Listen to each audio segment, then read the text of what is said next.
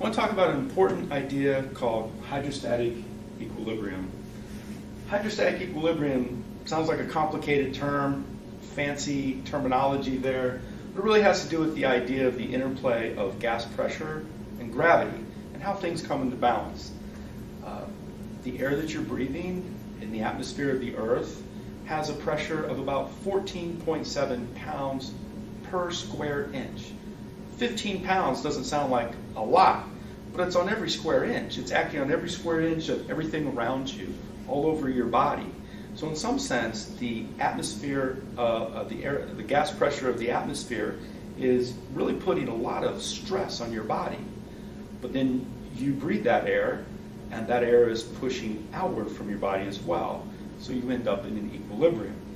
So pressure by itself does not lead to a net force and some sort of motion. You need a pressure difference. Similarly, if you were to go up in elevation, everyone's aware that up on a mountain, for example, the air gets thin. What does that mean? Well, it's lower density, and it's also lower pressure. If you go up high enough, you're in space outside the atmosphere of the Earth at all. The reverse is true as well. If you go down into the depths of the ocean, you've all seen the movies with submarines. If they go below crushing depth, they sustain a pressure of the air inside the submarine to avoid being crushed.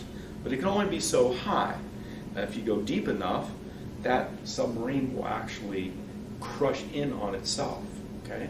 So the pressure is going up as you go down below more and more water. The pressure decreases as you go up in elevation in the atmosphere. There's less and less air. To illustrate that idea, I have a cylinder here.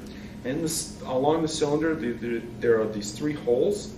And I've got a pitcher of water. What I'm going to do is we'll pour water in here.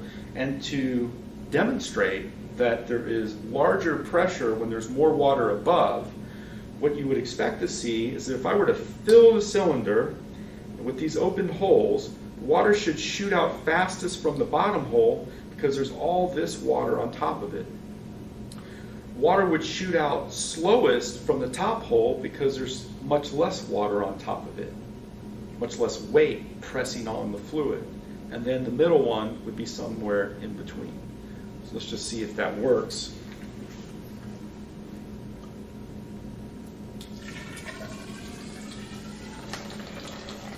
Now as the water shoots out, the water in the column is going to drop.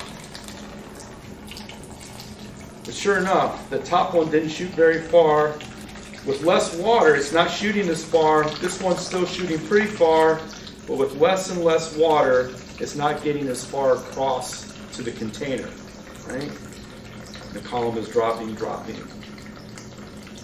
Just goes to show the idea that if we were to close the holes, the only way for the water to remain in balance, because weight is collapsing it down towards the earth, is for the fluid itself to actually have some pressure to uphold its own weight, the weight of the water.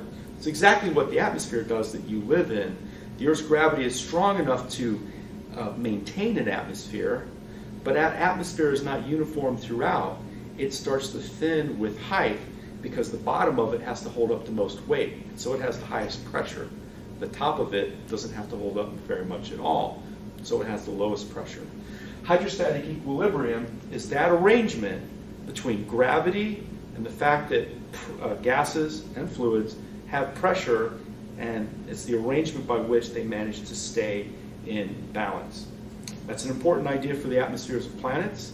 It's also important for stars because stars are big gaseous balls, and so it helps describe its arrangement for having higher pressure at the center than it is on the outside.